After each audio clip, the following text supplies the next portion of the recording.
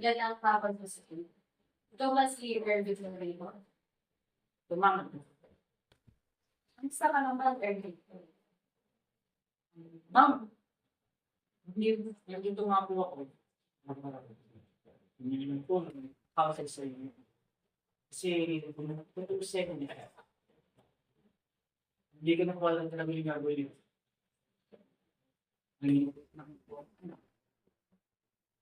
Maayos naman ako sa pagkakagay ko. Pero sa tuwing uwi ko ng bahay, sa tuwing maalala ko yung nangyari, sumala nung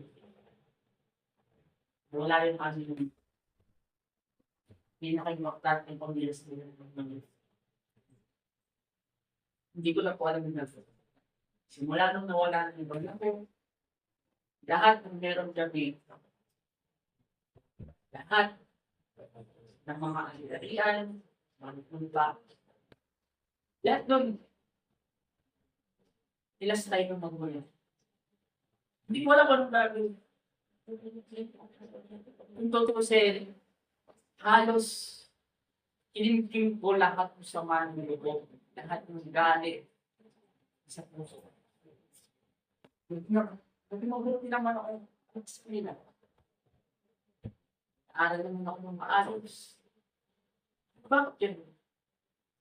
Lahat ng pinaghirapan ng lola namin, lahat ng pinaghirapan niya, nawala na ng parang bula dahil lang sa mga nilo.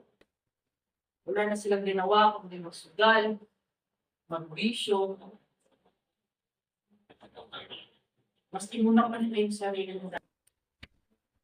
Maski muna pa nila yung paborito nilang ano.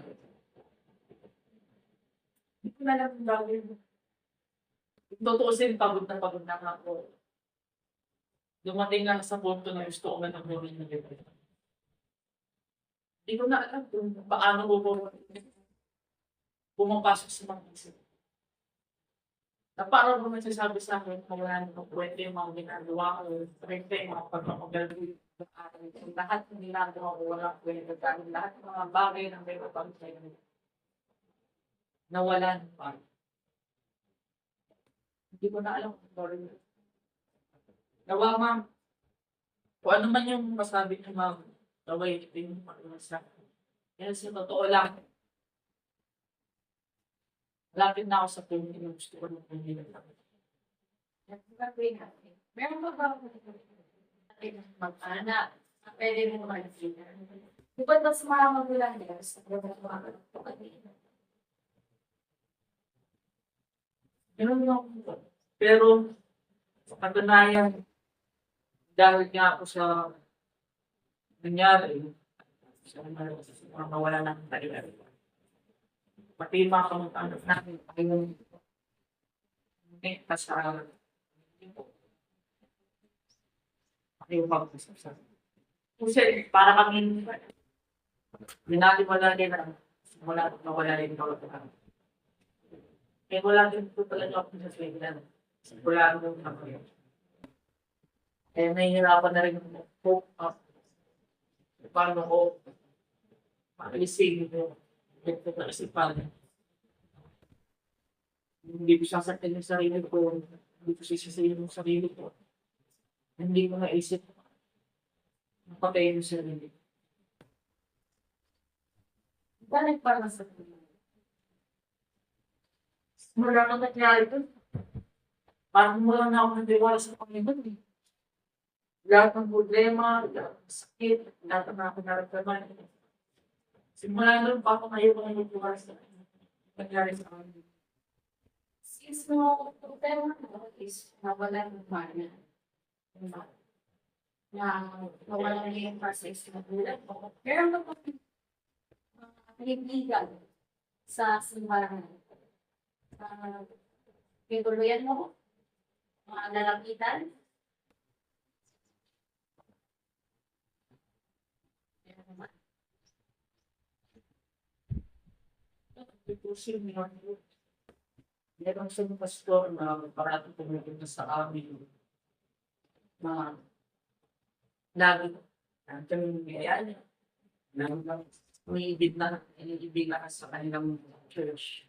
Ngunit dahil na sa takot, dahil na sa mga bigay sa amin, at dahil nga rin ng mawawalan na ako ng pananampalataya sa sarili ko, wala na rin ulit. Yung tingnan ako sa punto na tinatakbuhan ko na yung pastor nila. Sa punto na tinatakbuhan ko sila, nakakasalik ko. Magaman ngayon, kung man din ay magmula sa kanila ng mga yung nalulungin ng tulong sa kanila. Lalo na, sa sitwasyon ng meron kami. Wala kami dati sa may kaya ang maling. Hindi. Hindi na. Tapos, hindi ko alam kung bakit talaga. Kaya nagtak din ako sa tao. Tututusin, kung di lang ako sa kaibigan ko ito, hindi ko talaga nagtakot. Wala, siguro.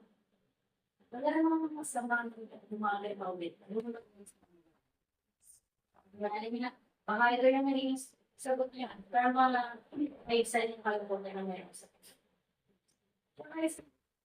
Wala din pang pwede pang may maayos sa'yo. Sa bawat oras, sa bawat ityermang pinadanas mo. Dahil ito lang sa mali, pagsubok na gawin mo ako. Sa pa. Ang pwede ko lang masasabi sa iyo, sa iyo, hindi pa huli. Maraming pang maraming planong pag-ibig sa iyo. Maybe not in the right moment, pero yun, pinagbuwasan, sulit ng araw, sulit ng buwan, taon, basta wala namang samahin. Saka isa pa, kakatuwa ba ng lola? Siguro, sigurado nga po ako, baka matutay na kung wala mo.